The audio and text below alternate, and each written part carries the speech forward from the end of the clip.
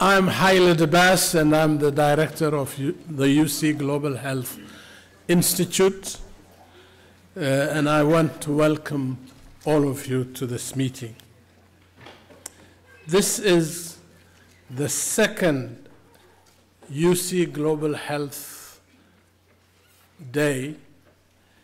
This year's UC Global Health Day is presented by UC Global Health Institute in partnership with the Berkeley Center for Global Public Health, led by Dr. Eva Harris, by the Berkeley Bixby Center for Population Health and Sustainability, and led by its founder and director, Professor Malcolm Potts, and by the North California International Health Interest Group, led by its founder, Dr. Tom Hall.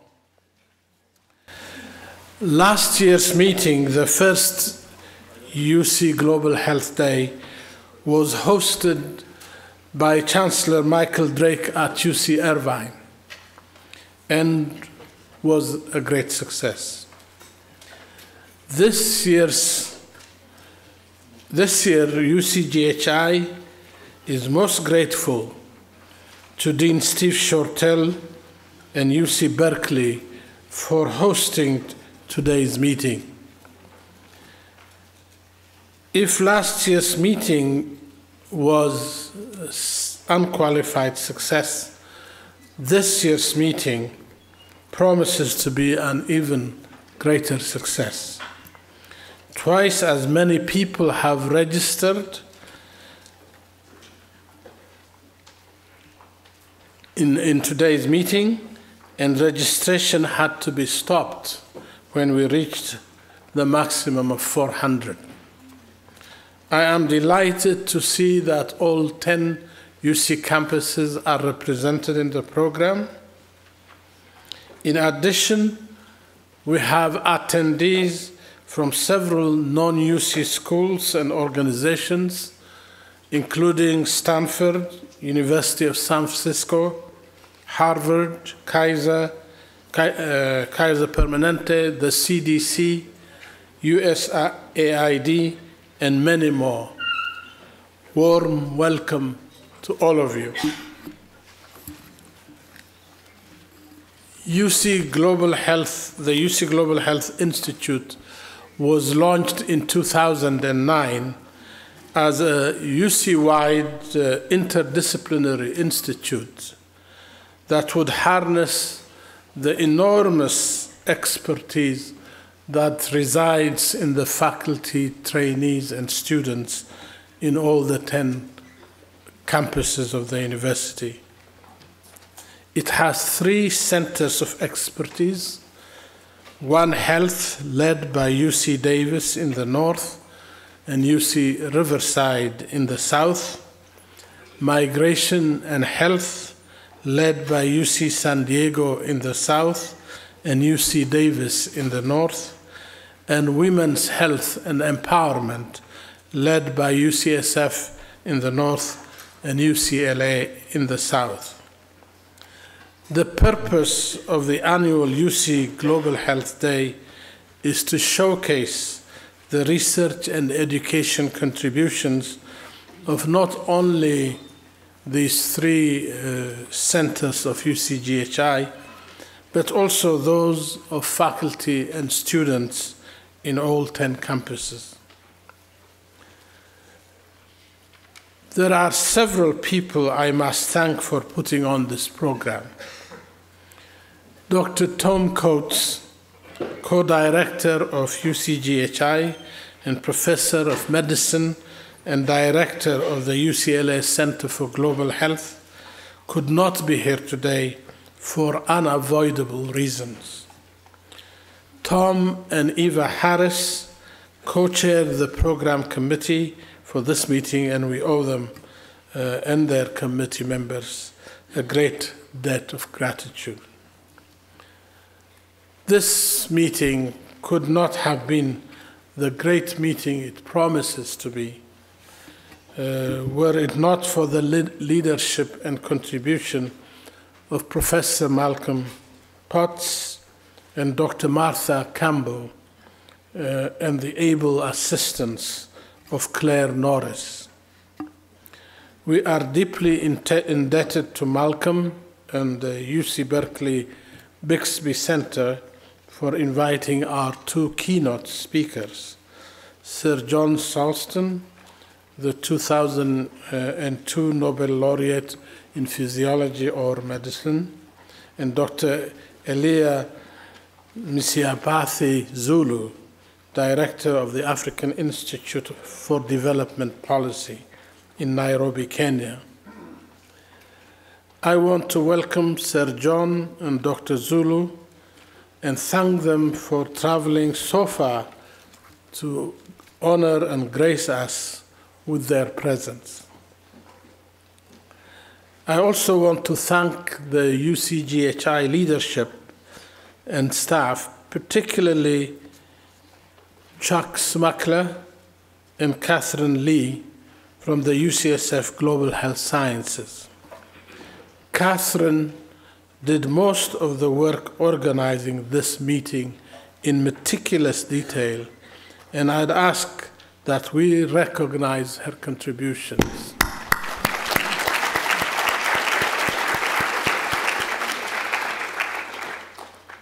Finally, we're most grateful to Mrs. Kathy Swan and the Eustace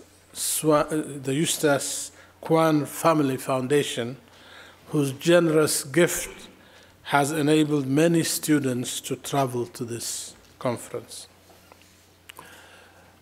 Let me now introduce two leaders of UC who will make opening remarks. First, Dr. Stephen Shortell, the Dean of the UC Berkeley School of Public Health, the Blue Cross Distinguished Professor of Health Policy and Management, and a leading expert on organized health delivery systems in the United States. Steve is a member of the Executive Committee of the UC Global Health Institute and is our host today. After him, Dr. John Stobo, Jack Stobo as we call him, will speak. Dr. Stobo is the Senior Vice President for Health Sciences and Services of the University of California. He chairs both the Board of Directors and the Executive Committee of the UC Global Health Institute. UCGHI reports to him, and we're most grateful for his continued leadership and support. I now invite Dean Shortell to give his remarks.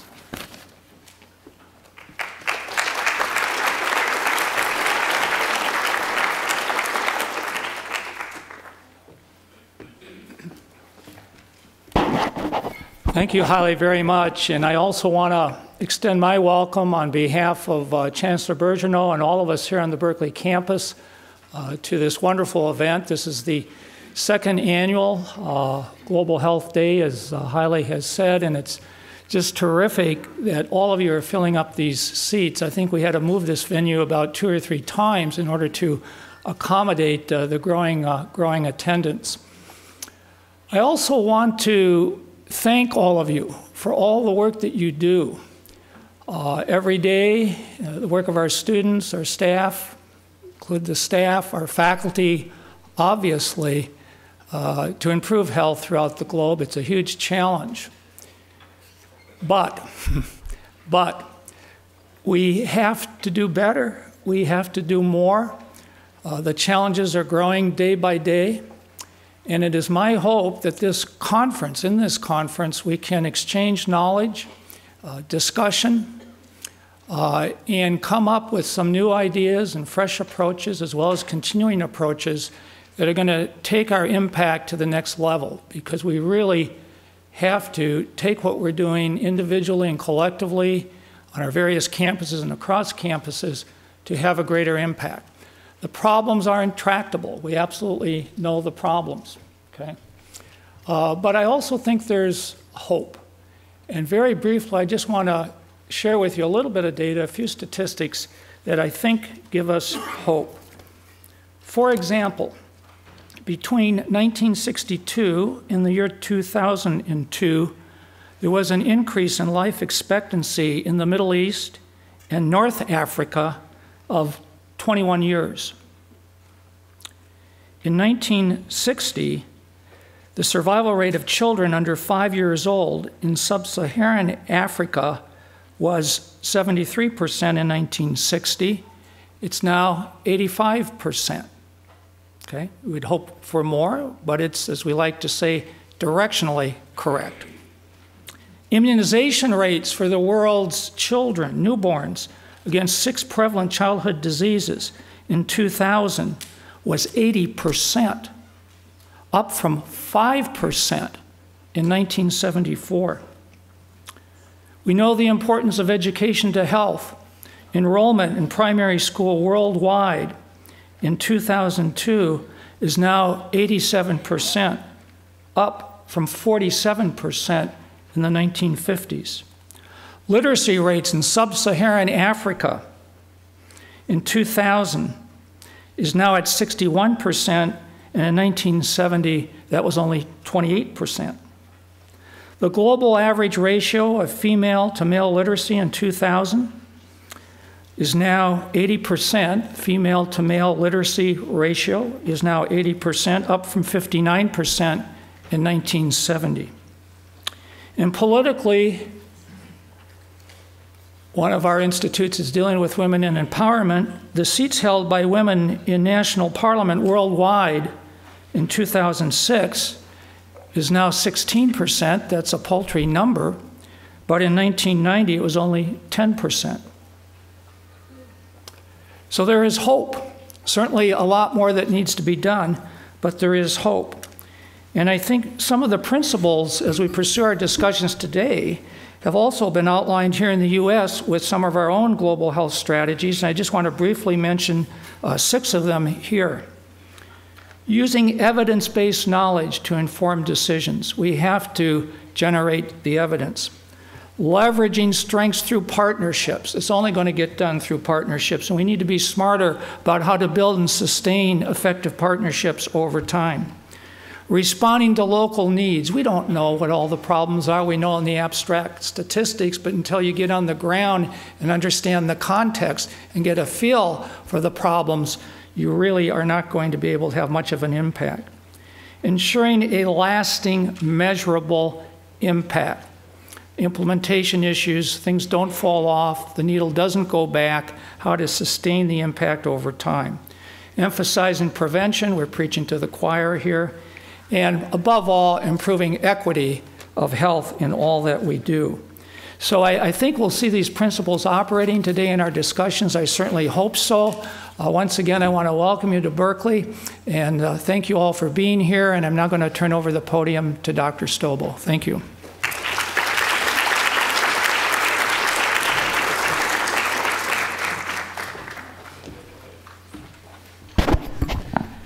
Thank you, Steve. It's really a pleasure to be here today and have the opportunity to welcome you to this second annual event.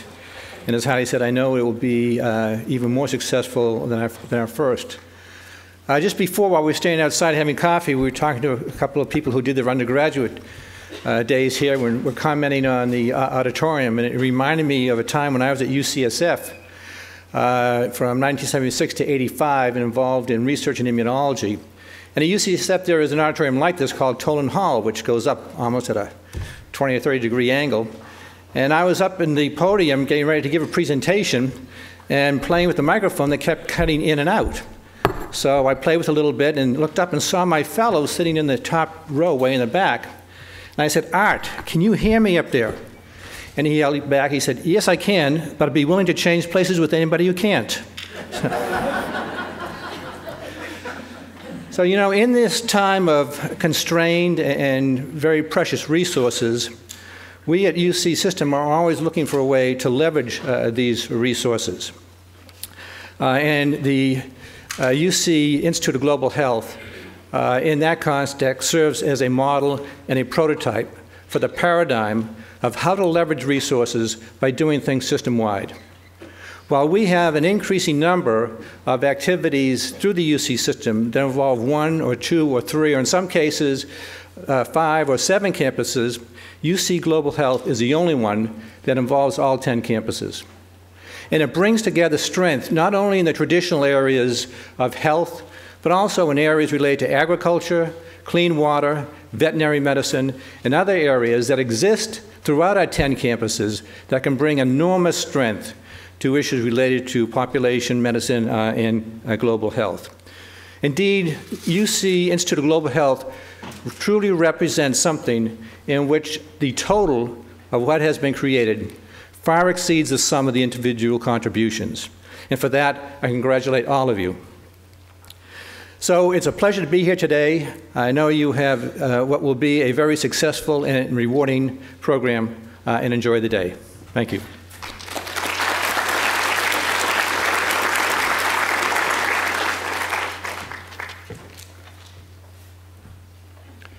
Good morning, everybody.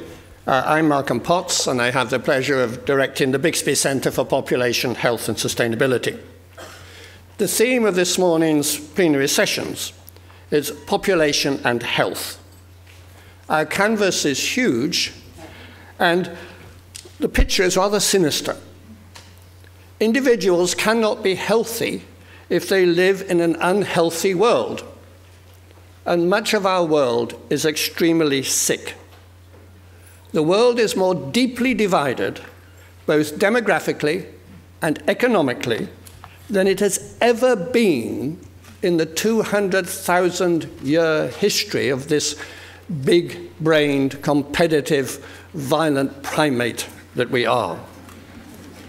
Half the world has access to modern contraception and safe abortion. People like us are rich and healthy and live a long time.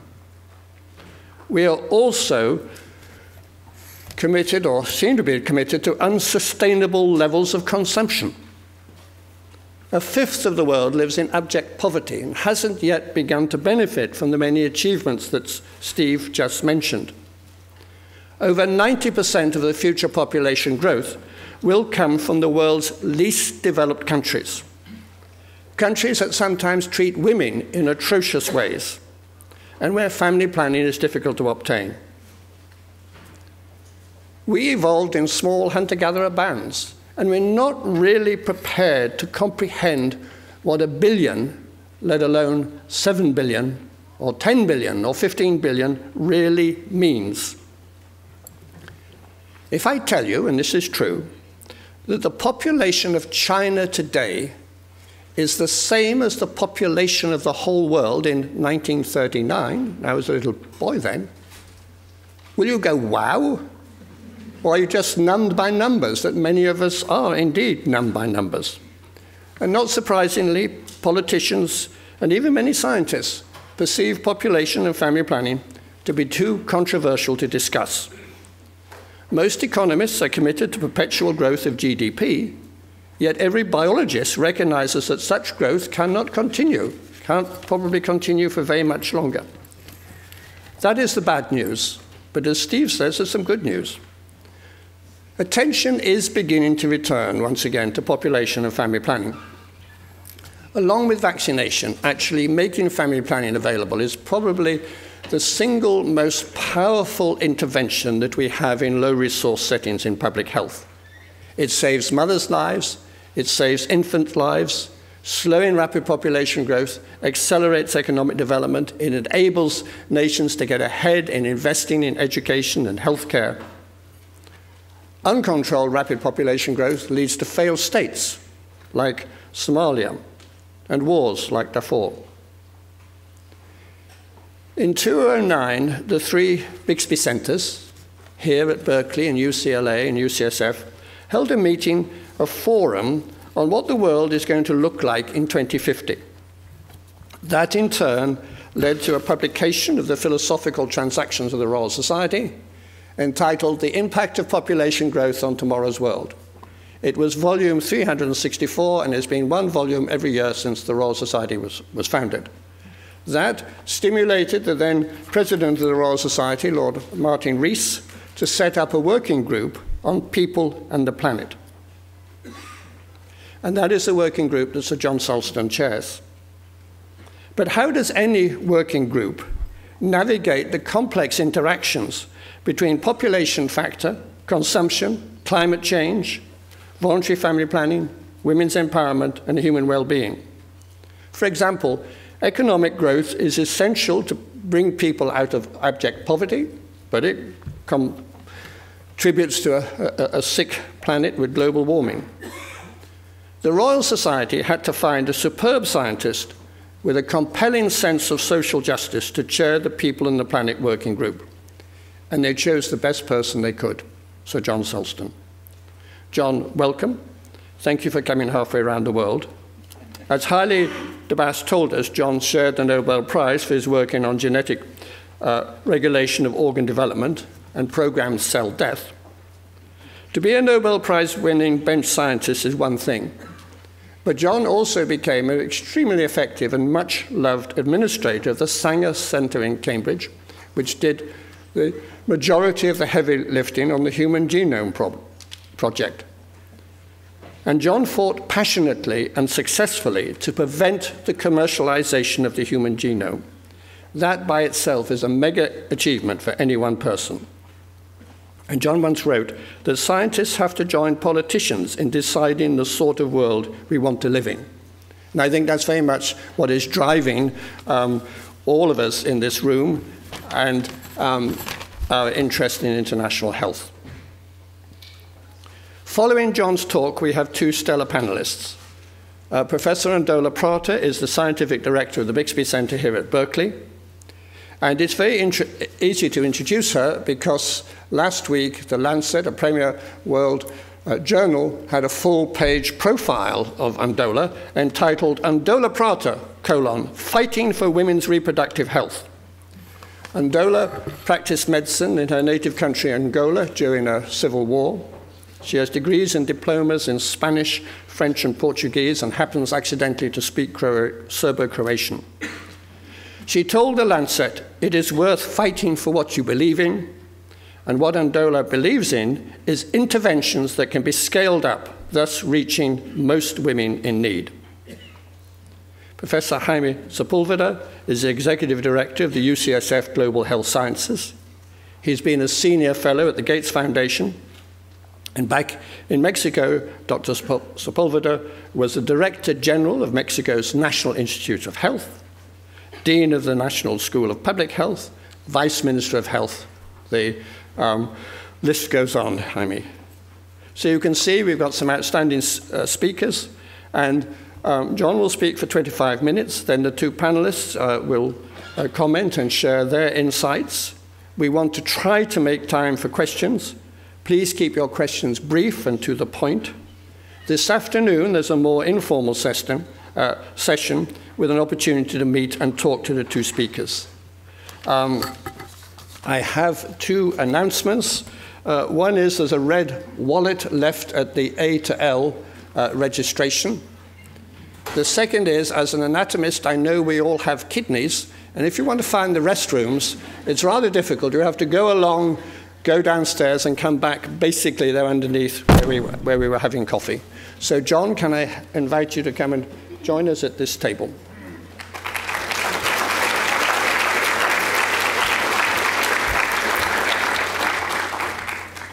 Thank you. Thank you very much, Malcolm. It's a great pleasure to be here. Shall I just step forward? Yes, there we are. Thanks. It's extremely important, the topic. Now, I, as Malcolm indicated, chair of the working group, the Royal Society, and the title People and the Planet is supposed to express the notion that people matter and the planet matters, and we have to sort it out. I shall be speaking for myself around the general subject of the report, so because this is still in progress, although we hope it will be finished very soon. But it's much easier if I speak as myself and simply give the chair the sort of frame of reference.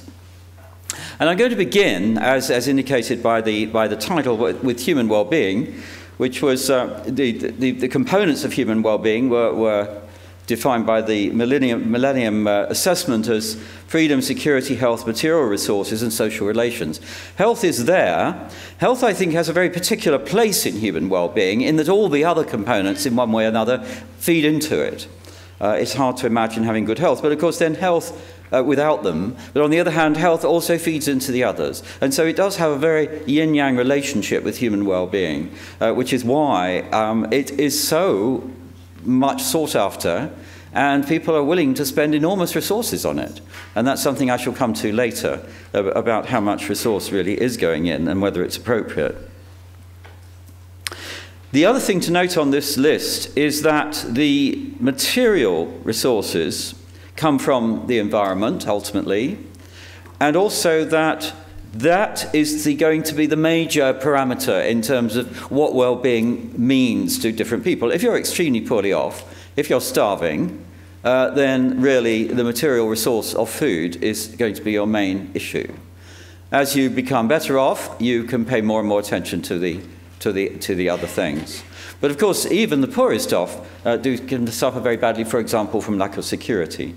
So these things are all important to everybody in various ways. Now, what I'm going to talk about, first of all, is the way that people are impacting us, collectively, humans, are impacting this environment we live in. And this graph, which has been running for a long time and gradually being extended, is that of carbon dioxide measured in the atmosphere. And the thing to notice is that it's a very clean curve. It has its annual fluctuation, but there's really no noise on this graph. Notice it's plotted with a zero way off. We're looking at quite a tiny amount. A lot of people draw attention to that and say, in proportion, it's not very much extra CO2, is it? What are you all talking about?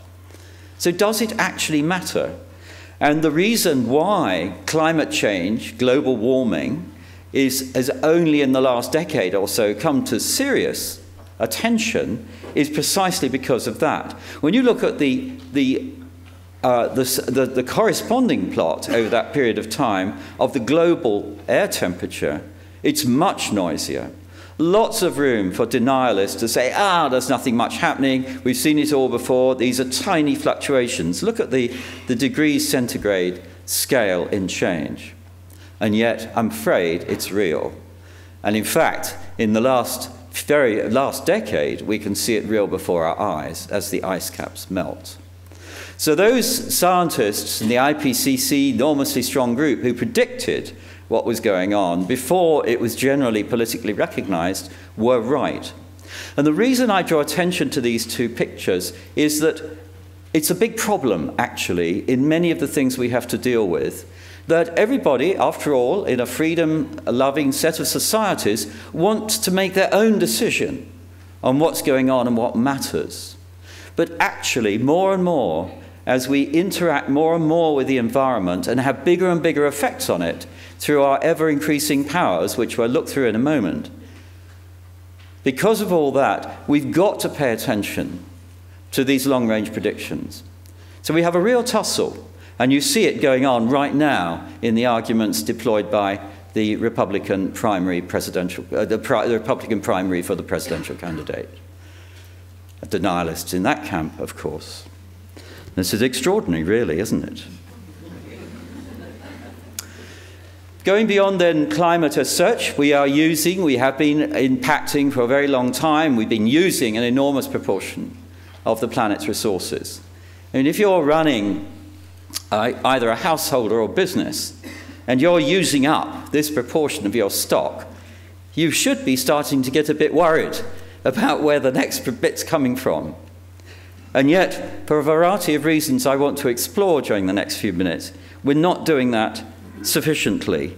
We are sort of ignoring it, and what's happening is that it's having a great effect on our planet. When you look at the habitat that's been lost, again turning to the Millennium Assessment, when you look at the habitat that's been lost, that's the white bit over to the right, that's the loss, the green bit is what still exists at the moment. What's going to happen over the next 40 years to 2050? Well, one sort of habitat is actually projected to improve slightly, to recover.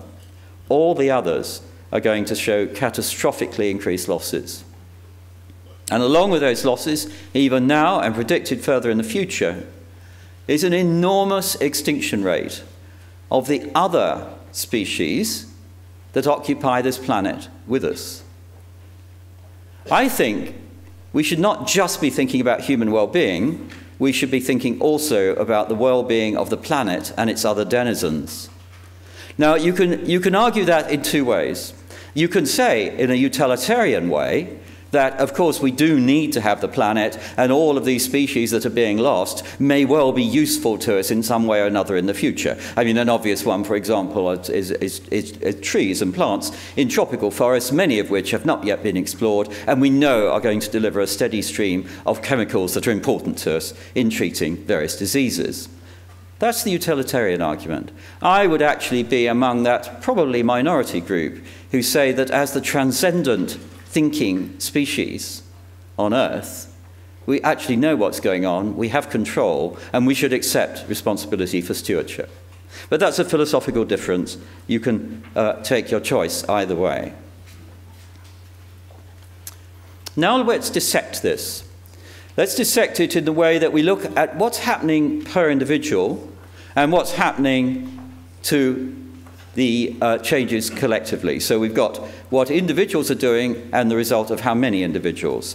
So over the last century and a half, roughly speaking, our use of energy has increased 50-fold, and most of that increase, nearly all actually, has caused the emission of CO2 because it comes from fossil fuels. Hence the slides we've just been looking at showing the impact of CO2 on climate change.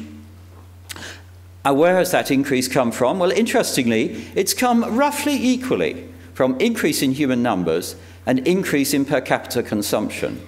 It's a curious thing that when you look at quite a number of different sorts of consumption, they seem to be going up more or less the same. Actually, now that the percentage increase of human population is declining, consumption is beginning to look bigger. I don't know why they're sort of roughly in step. It's something to do with the way development has happened, but it's worked out that way so far. So this slide, simple as it is, in saying immediately, hey, I should be thinking about both these things. I should not be thinking about population or consumption, which is what many people try to do. I should be thinking about them both. So that tells us that right away. So now let's look at the two components in a little more detail. This slide, this picture I rather like because we combine the percentage increase in human population, which is the black line going down the middle, which obviously is declining very satisfactorily. Remember, we're looking globally at this point. This is everybody. So it peaked actually in the 1960s, the percentage increase. But the absolute increase is shown by the bars. So each of those bars is the number of people additionally added to the Earth's population in each decade. And you can see it's running at the moment round about 800 million. So we add another billion every 12 years. But we're more or less on the declining point. We're just going over the top. It's noisy. It goes up a bit from year to year, but it's mostly the censuses probably. But it's predicted very strongly to decline, but mostly in the blue bit at the bottom, which are the developed countries, and followed closely by the middle developing countries, the reddy brown part. The green bars are actually increasing, and that's the part that Malcolm just alluded to. These are the people with the least resources, very badly off, fertility is still high, the increase is still going up, the absolute increase. That is a problem, and when you put it all together, we also, of course, have a global problem of continued consumption due to the people. This is a map just showing where the people live who are very, very fertile. There's lots of sub-Saharan Africa, of course, and then we have over in Afghanistan and so on. But the most developed countries don't have much population increase. This is why it's so dangerous to separate the two, because quite a lot of people are looking at that and they're saying, well, you know, it's not our problem. But it is our problem, and we can do something about it. I think I needn't say much about this. This is just to emphasize that these are the various UN projections according to various scenarios. The middle line, the one that's just about flattening off, is the most likely. But we could go faster in terms of the increased human population, and we and the planet would benefit if we did so. But the point is that even to go that much, you've got to do something about it. That's why the work that's being done by the Bixby Foundation and lots of other institutes and people contributing to this problem are keeping us away from that line going up indefinitely, because that's what would happen if we just went on exactly as we are at the moment. It requires this effort to go on putting the unmet need, to satisfy the unmet need so that people can, in fact, reduce their fertility at a sensible rate. Now let's turn to the other side, to consumption. And here, looking at the right-hand panel, first of all, if you would, a very stark distinction between the most developed countries, 1 billion or so people at the top, the blue line, going along very nicely with a high energy consumption. By the way, measured by carbon dioxide, as I explained, these are more or less equivalent for plotting purposes. High and more or less steady. Look at the green line at the bottom. That's the least developed countries. They've contributed a negligible amount, those people, to the total burden on the planet in terms of CO2 and in terms of energy use. But they should have the expectation of leading lives just as good as those in the most developed countries. So there's another kind of unmet need here, an unmet need for consumption, which is going to hit in the future. In between, you have the red line, where there is rising energy use, and these are the middle developing countries, the emerging economies, China, India, Brazil, and so on.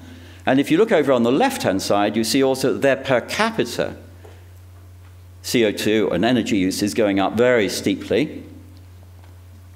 I'm sorry, the total, I beg your pardon, but the per capita is over there. This is the total. This is where you're multiplying the numbers on the left of the people by the consumption. Now, one other thing to point out about that middle line is that not all of that energy is theirs, or their CO2 emissions. Quite a lot of it ought to be added, an increasing amount ought to be added to the blue line. Why is that?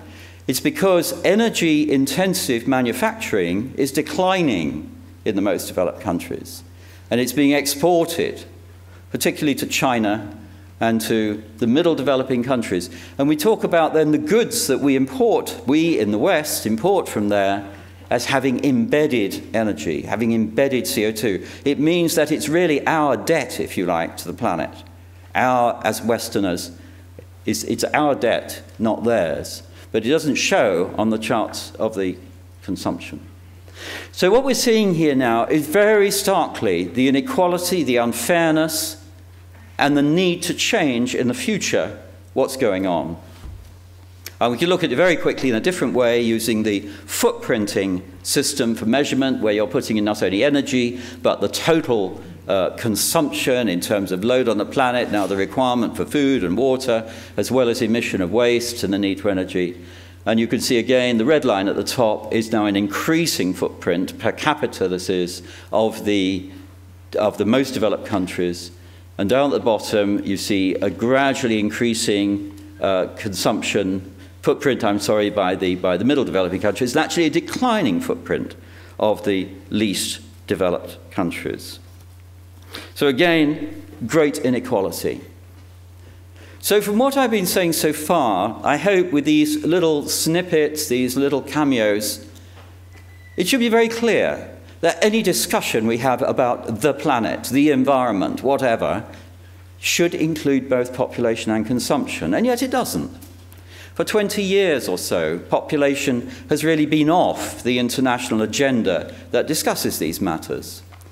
Big meetings have come and gone without mentioning population. It's very doubtful to what extent it'll be mentioned in the Rio Earth Summit, though we certainly hope it will be. I think probably it was triggered, first of all, by concerns about coercion, and a number of people have written it up as a major war. Matthew Connelly's book, for example, it talks about it as a war between those who wanted to reduce population and those who, according to him, have the moral high ground of not wanting to do anything about it. Actually, when I say reducing population, it's simply a matter, as I say, of providing people with the means to limit their family size should they so wish. That's all that needs to be done.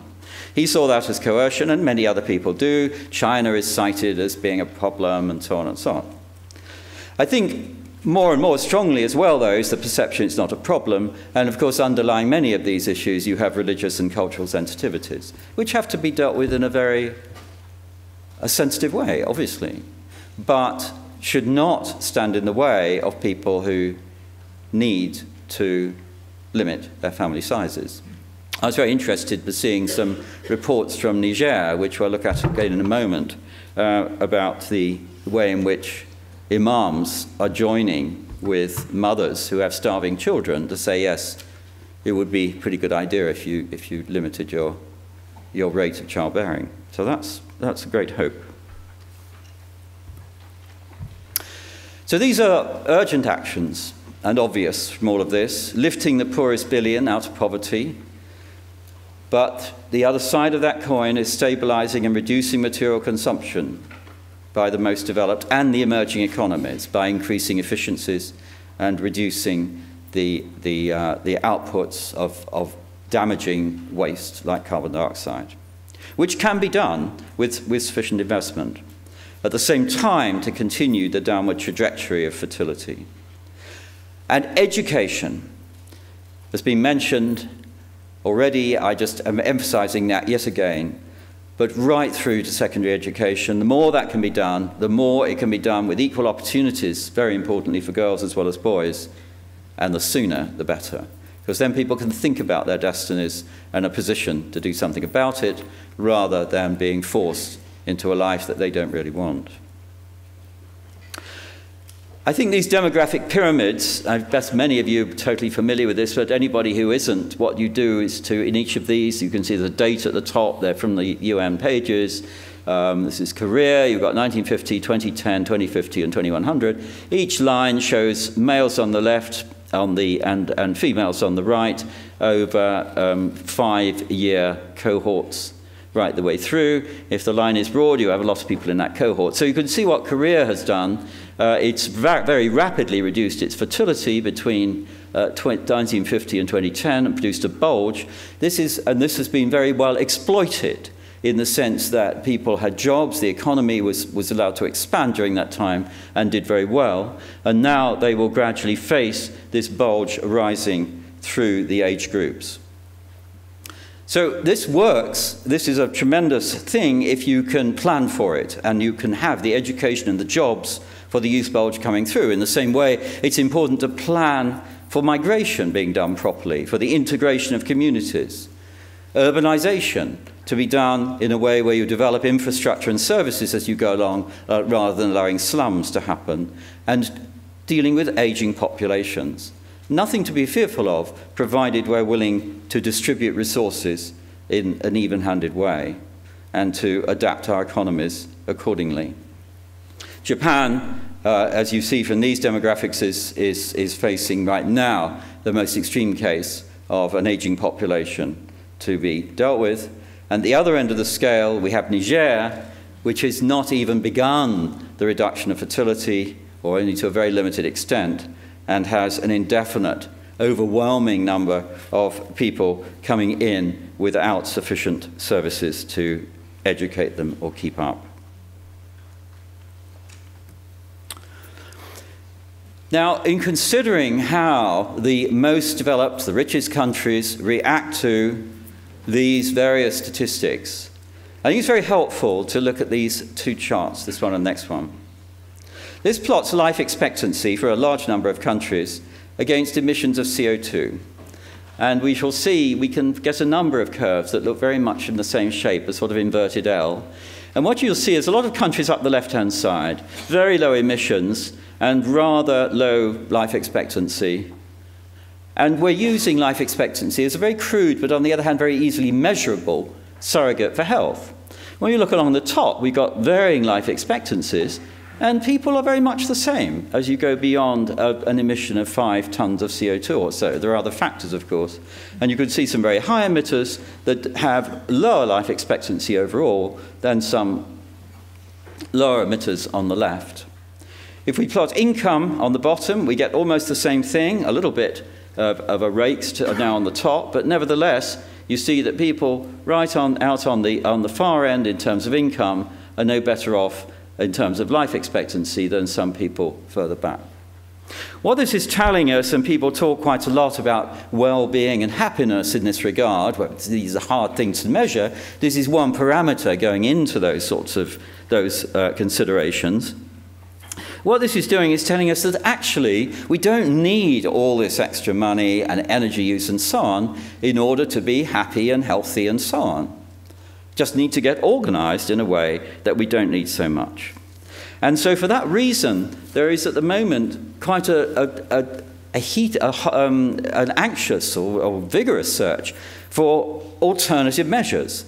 You see, the trouble is with GDP, gross national product, just done in terms of money, is that you only count the things you're producing. Curiously, with GDP, if you have a really bad road accident rather than the road running smoothly, it will actually increase GDP. Because you'll lose a lot of vehicles, you'll have to make them again, you have to clear up the mess. All of that is a lot of money for the people doing it all. It will add to GDP. Similarly with the natural environment, we don't cost it. So ideally we should have, or indeed not ideally, but we absolutely need to have alternative indices which account for national capital, that measure real wealth, what we've really achieved, rather than just cleaning up the messes we're making. But GDP is the currently accepted standard, and it's leading to this competitive growth of nation with nation and driving consumption by the citizens. What do our leaders say when we're in recession? Do they say, save money, stay at home, dig the garden and grow your own potatoes? No, they do not. They say, go shopping. Drive the economy, competitive growth, increase GDP is our mantra. And how we're going to wean ourselves off it, we do not know, but we must do because it's driving the wrong things. It's giving us the wrong indices. As I come to the end, I just want to show a couple of slides about the delivery of health itself. The most important thing about health is infrastructure. Water, food, housing, sewage. If you get those right, then you're going to be in very much better health than if you have medicines. And I think a lot of what we're talking about here today is dealing with that. We're dealing with the population aspects for making all that possible. I think that we should be delivering medicines in an equitable way. That means some kind of social system. I think it's very important that the global health service of the future, in fact, moves towards that. It's also important that the work we do scientifically actually delivers what's needed. And it's a scandal that the way we've been running biomedical research for the last 20 or 30 years has directed us away from most of the disease burdens of the world, the tropical diseases, the so-called neglected diseases now, and towards cures for things that actually are not that big a deal, but are going into rich markets. And moving on from that situation, we have a number of ways forward. We have the public-private partnerships of companies coming in with foundations and institutes and labs. They have to be driven by charitable money. It cannot be driven by the market. The Gates Foundation is particularly important in this. We also need government money going into this. The right kind of treaties, the right kind of licensing, and the role of civil society, the NGOs and the universities. And one of my little hobby horses is that universities ought to regard themselves as NGOs. And there's actually a case in point going on right now, I believe, with the University of California. The Berkeley campus has been rather good on delivering humanitarian licensing for its products, like the artemisinin pathway, for example. And what that means is to make sure that the product that comes out at the end is affordable by the poorest people of the world. This needs to be signed up to, and the student movement, Universities Alive for Essential Medicines, for example, is trying to ensure that whatever patenting system, the new patenting system the UC puts in place, is of a humanitarian licensing kind. I just wanted to mention it today because I think it's extremely relevant to the global health, and I hope everybody will have a think about that and whether one cannot do better, and certainly that the initiative taken by the Berkeley campus won't get lost. And so I finish with this one. We need to plan to flourish. In a sense, it's easy to plan to survive, to plan for an incredibly unequal world where people are kept in their places and most people don't have enough and a few people get everything. Do we want that? I suspect not, at least not in this room. But do people everywhere want that? Well, they're not so sure. So actually, the business of stabilizing population by 2100, which is sort of the mission, I would say, to get those very high fertility rates down to the extent that people want, which is very much, this should be feasible with effort and goodwill. What's more difficult is the bit I've just alluded to last, the prosperity for all, because it's politically challenging. Nobody wants to give up the prosperity they have. Nobody really even wants to give up their relative prosperity, because it's quite fun as a tourist, isn't it, being wealthier than the people you're going to visit. This is the kind of thing that's going to be quite hard to give up. But somehow or another, bit by bit, and I really do look to the younger people who have a different vision of the world from the old guys to sort of drive this agenda. But we do need, I'm quite convinced, we need escape from this competitive growth, the competitive growth between nations, and we need to look for alternative socio-economic models. There's an enormous, really important piece of economic work to be done. Some people are beginning it. Joseph Stiglitz and Amartya Sen reporting to Sarkozy, for example, the Commission on Sustainable Development there. There are lots of little pinpricks going. It needs to be converted into a way that is going to be a win-win for the peoples of the world. And at the moment it's not. It's a luxury for do-gooders. We've got to change that. Thanks very much.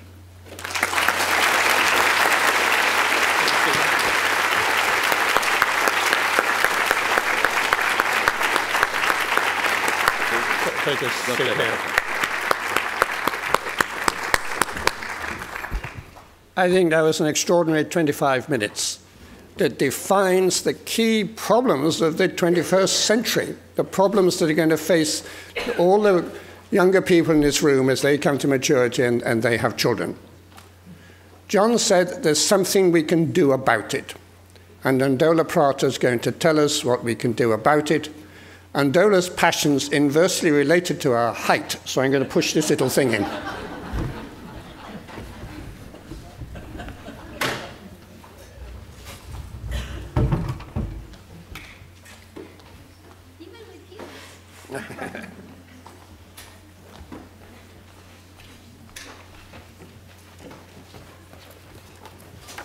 Thank you, Malcolm. Let me just put this here.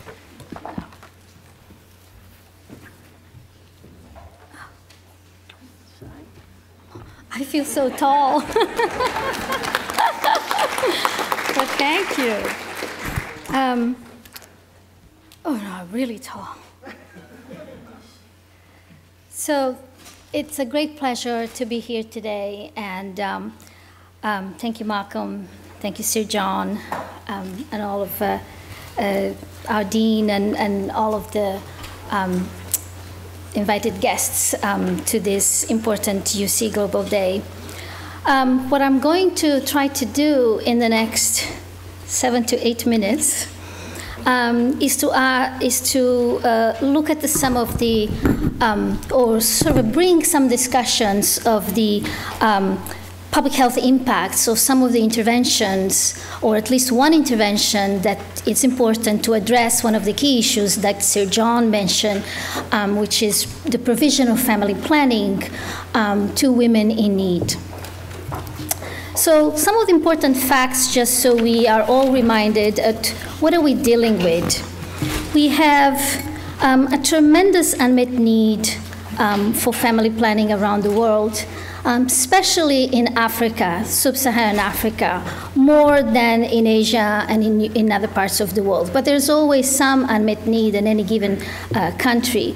There's millions of women that are not using contraception. And in the case of sub-Saharan Africa, we actually have more women in need of contraceptive methods than those using. So that results in significant problems related to maternal health. And also child health that we will talk about a little later. But we have a tremendous amount of unsafe abortions that most of them in sub-Saharan Africa result in deaths.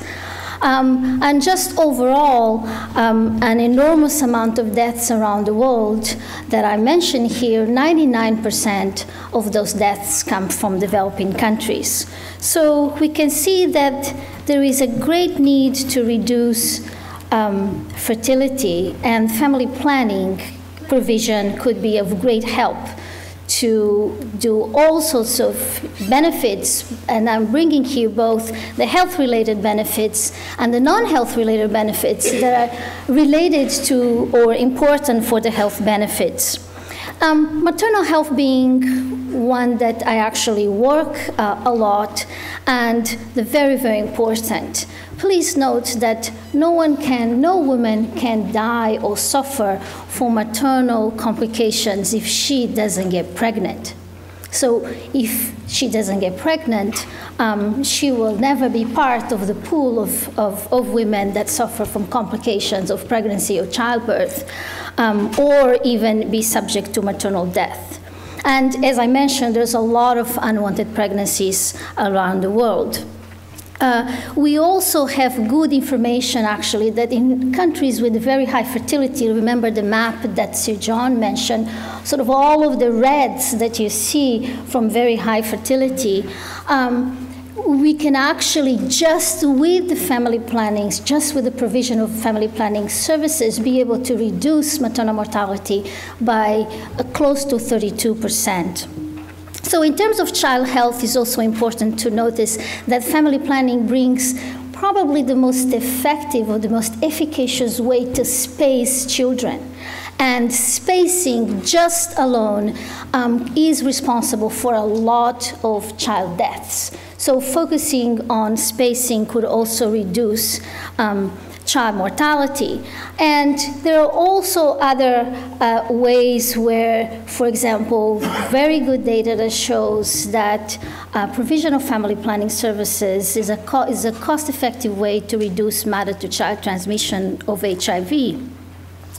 So the other ways to look at the sort of the benefits of family planning in health is that with provision of family planning services, we achieve high contraceptive prevalence rates that then reduce birth rates.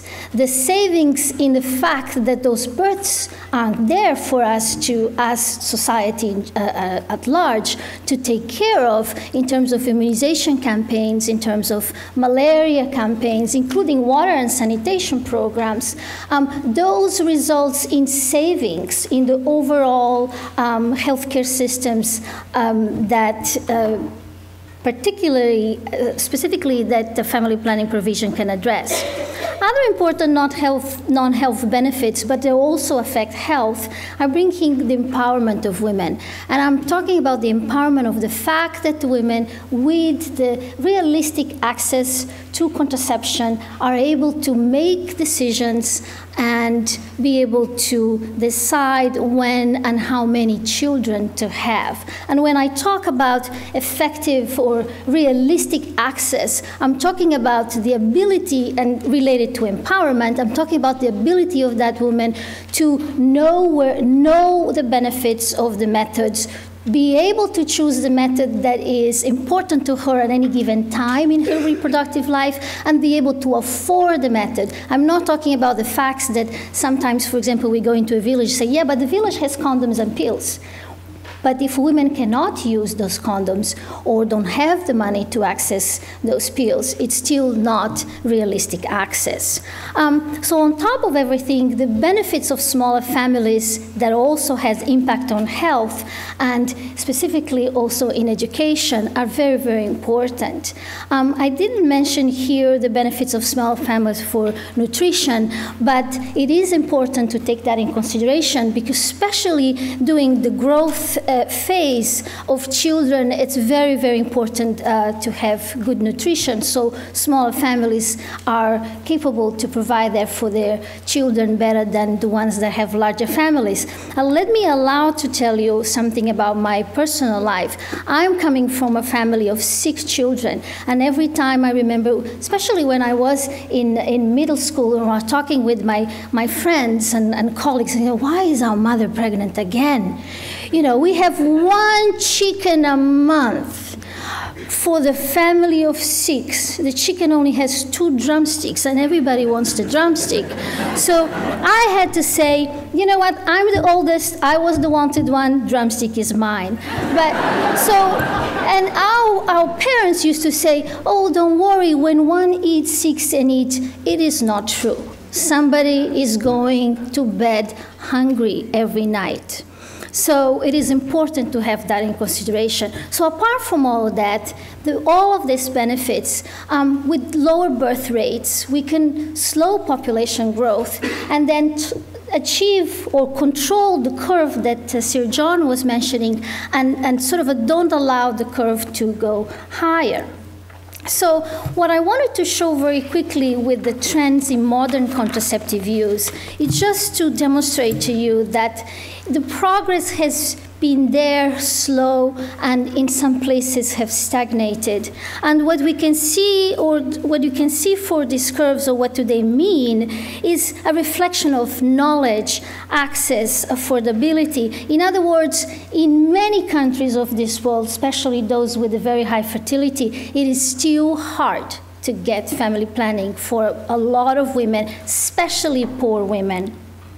And the example that I'm telling you of why this is important, why the provision, it's not a coercion, or by not, because we are responding to the needs of the women, is that if you look to these countries, examples of these countries that I'm showing in this graph, and in every single year for which we have recent data from National Representative Demographic Health Surveys, you see that there is a difference between the total fertility rate, so the average number of children that women have by the end of their reproductive life, and the desire for number of children for that specific year.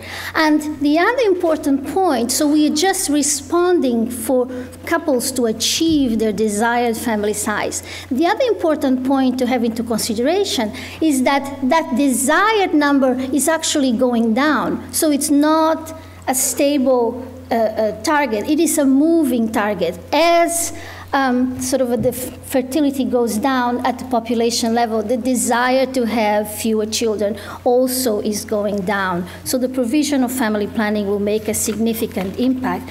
But how do we make family planning easy?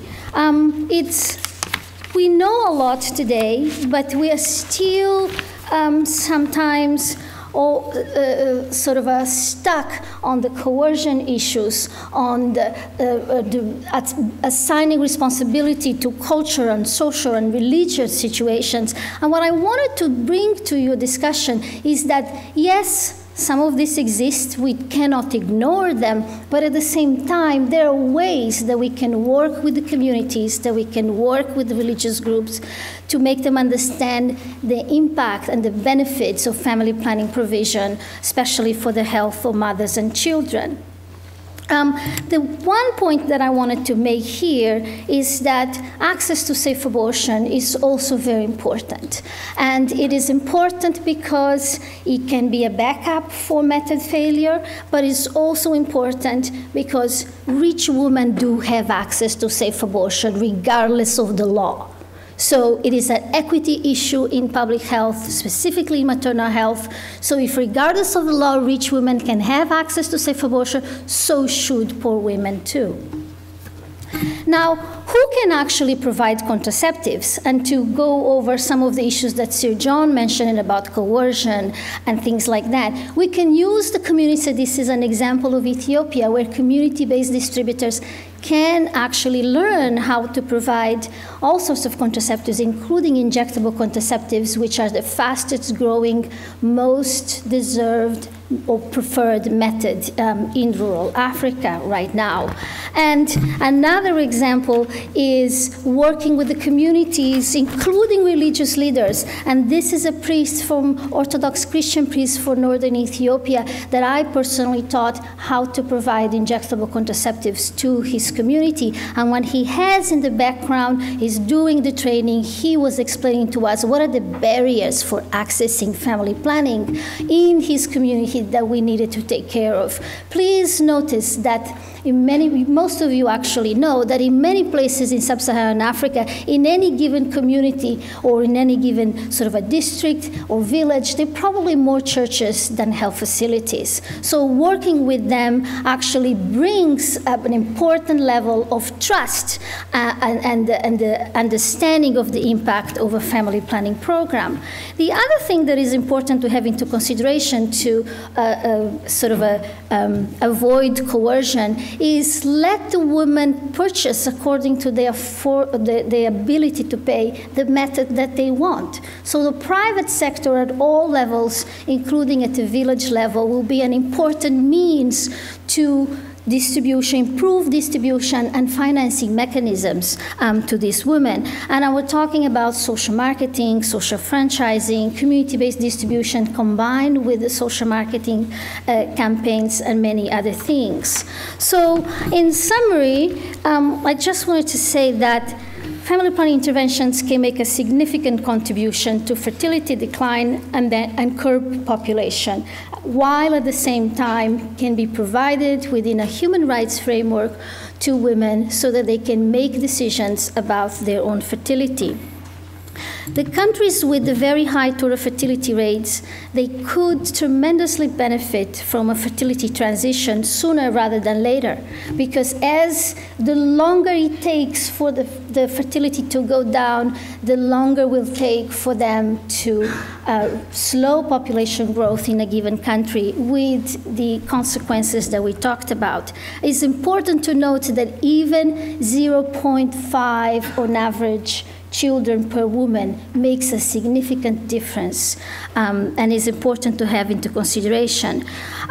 So we want governments to intervene. We want civil society to intervene, including universities. We want the general public to intervene because it is what we've learned today, or what we know today from all of the programs around the world, the tremendous benefits that family planning bring for both the societies at large, individuals and communities is at this point undisputable. We can not want to give it, but we cannot overlook, even if we just focus on the health benefits to save both mothers and children's lives. Thank you.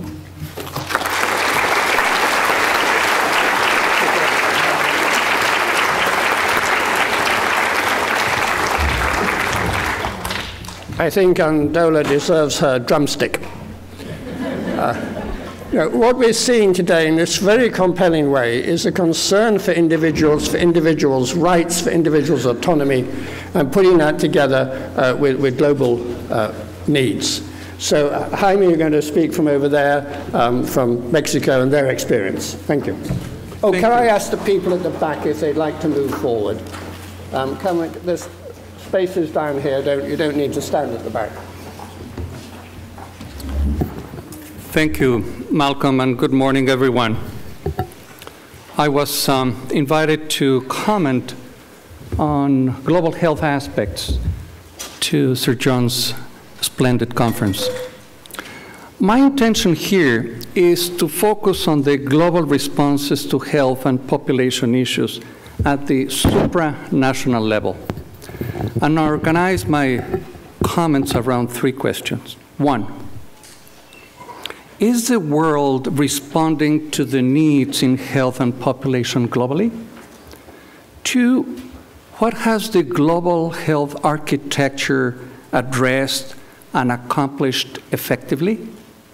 And three, what has been insufficiently addressed by the global architecture and what reforms are therefore needed?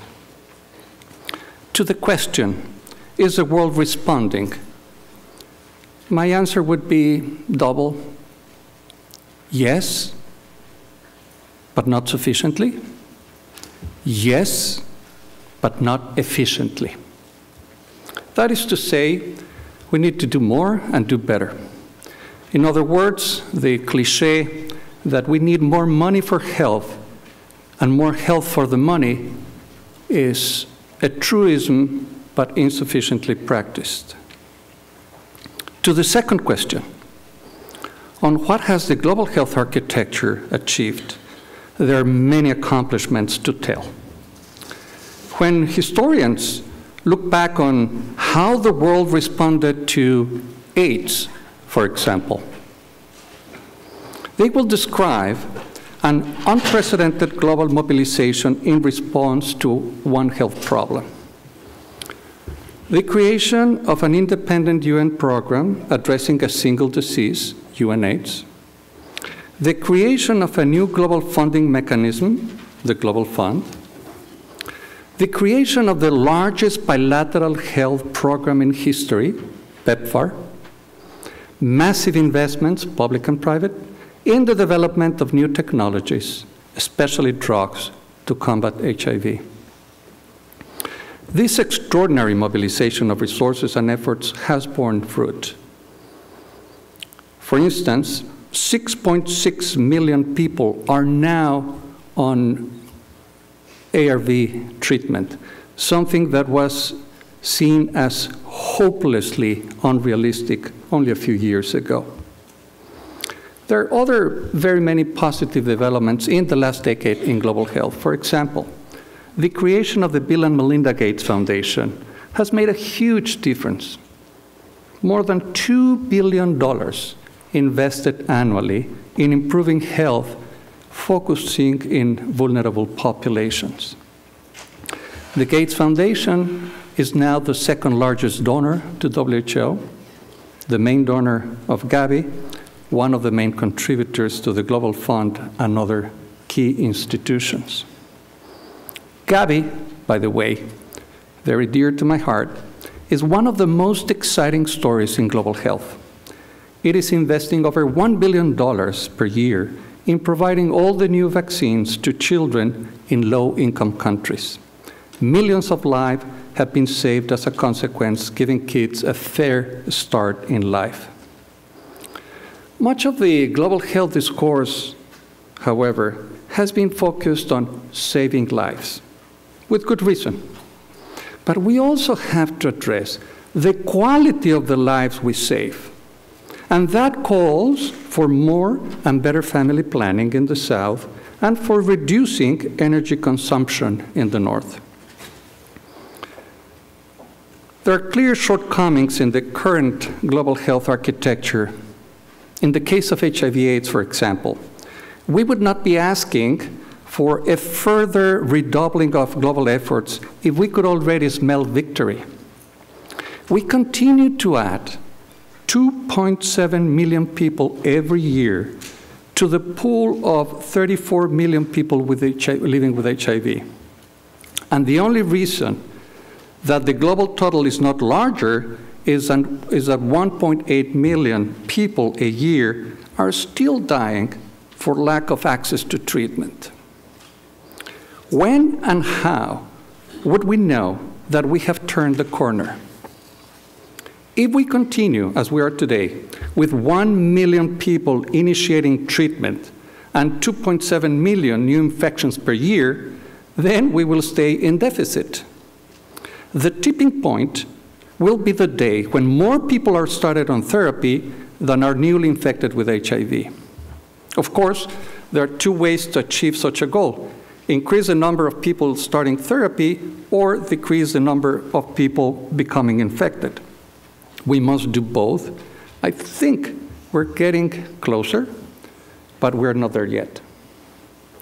Let me briefly describe 3 deficits in the global health architecture that I think have undermined efforts to improve health. 1, a research deficit. In the case of HIV, existing research mechanisms are well adapted for the development of new biomedical technologies. And these should be continued and scaled, focusing on the development of a vaccine and effective microbicides. Existing mechanisms are not adequate for development of new behavioral interventions, for harnessing the power of marketing that the private sector exploits so well, for learning how to do effective social mobilization, or for changing legal structural barriers. In the case of family planning, it is quite shocking that we have the same contraceptive technology invented 50 years ago. A second deficit I would like to highlight is an evaluation deficit. We just learned this week in a provocative paper in The Lancet that malaria mortality has been actually twice as large as previously estimated, with 1.2 million deaths a year. Clearly, our existing health metrics, vital registration, epi-surveillance, are not good enough. We do not have a good estimate of the number of HIV infections that have been prevented globally by prevention programs. If we knew how much HIV prevention we are actually achieving with our prevention efforts, we would surely come to two conclusions. First, each HIV infection preventing is costing far more than it should. Why? Because our programs are choosing inefficient mixes of interventions, targeting them at the wrong populations, and managing their implementation poorly. And second, we're not investing enough. Clearly, our currently inefficient global prevention efforts more than pay for themselves in future averted cost of treatment. Investment in prevention is not only cost-effective, but also cost-saving. The final deficit that I would like to highlight is a delivery deficit. To turn the corner of the HIV epidemic, we need to make better use of the full range of prevention options that are already available to us. We need support for the delivery of combination prevention.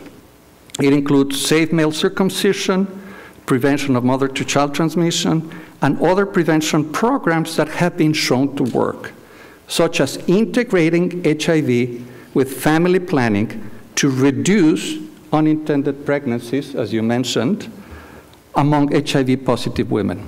Obviously, it means combination prevention alongside effective treatment. So, to finish, what reforms would be desirable in the near future?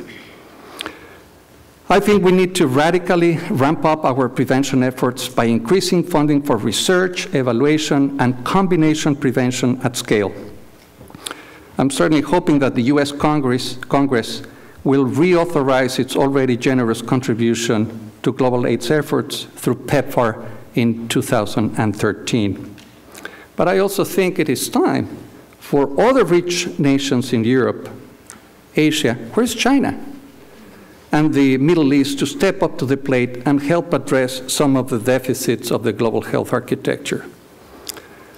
We have accomplished a lot in a short period of time, but to paraphrase Mahatma Gandhi, it is the difference between what we're doing and what we're capable of doing that will eventually make the difference in population and global health challenges.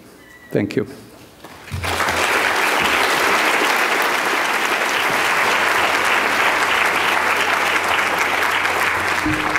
I want to thank Jaime for using HIV/AIDS as a very useful sort of paradigm in looking at the huge problem of voluntary family planning and population growth. It's something that's very close to my heart. In the early 1980s, I heard about this disease with a funny name, which was transmitted by sexual intercourse. And it didn't seem to me to be rocket science to acknowledge that sex is rather popular. And I had a sneaking suspicion that not everybody was monogamous. So I said, this is going to be a big problem. There was huge denial to begin with, which I know Jaime also saw. It was very difficult to get things moving. When I was running Family Health International, we had the first USAID money to control AIDS in Africa. that money that I had per year at the beginning of the epidemic, when we could have made a huge difference, was equivalent to 1 day's expenditure internationally on HIV/AIDS today. We have to act with urgency when we can have leverage on a problem. And I think what Jaime has shown us, if we take the HIV example and apply it to family planning, we've got to have urgency, we've got to get away from denial, and we're not making enough investment. And we have to make that investment immediately, or it'll be hugely costly down the road, as it was with HIV, and as it is with HIV. Our calculations, which we've given to John for the working group, is that for about $10 billion a year, you could, through voluntary family planning, push the global population trajectory near to the 6 billion mark at the end of the century. If you don't do anything, you've got 15.8 billion. That is probably one of the most important, or the most important decision in international health. And we have to make that investment. We have to use the evidence base that we're building, and that Ndola has just shown us, to make that investment. We have to get away from denial. We have to understand the need for urgency, and I think Zulu will be talking about that after coffee. And we have to be prepared to make the investment. So there is time for 2 or 3 questions. Please keep them brief, because more subtle comments you can do in the afternoon. Anybody have any questions before the coffee break? Don't be shy. This is a controversial topic. You don't have to agree with what people are saying. Or are you all in need of coffee? There's one person here. There's a microphone. Can you come down here? And if you could introduce yourself. Okay, Sorrel Whitney, Institute for Population Studies in Berkeley. Where is that $10 billion going to come from? Good question. I think it has to come from exactly the place the HIV money came from. It has to come from the international community. The Gates Foundation's got to give more money in that. We as taxpayers have to give more. In relation to the world's problems, it's peanuts. It's a rounding figure in the world GDP. So we haven't got to be afraid of it. It's not that we're asking us all for our taxes to go up. We won't notice this. Currently, everyone in this room, if you're a taxpayer, gives about the cost of a hamburger per year to international family planning. All I'm asking is that you're prepared to pay the cost of 2 hamburgers per year to international family planning. So we want to keep to time. Let's thank our stellar panelists and Sir John. We've got a 15-minute coffee break, I think. And so please be back here in 15 minutes for the next session. It'll be just as exciting.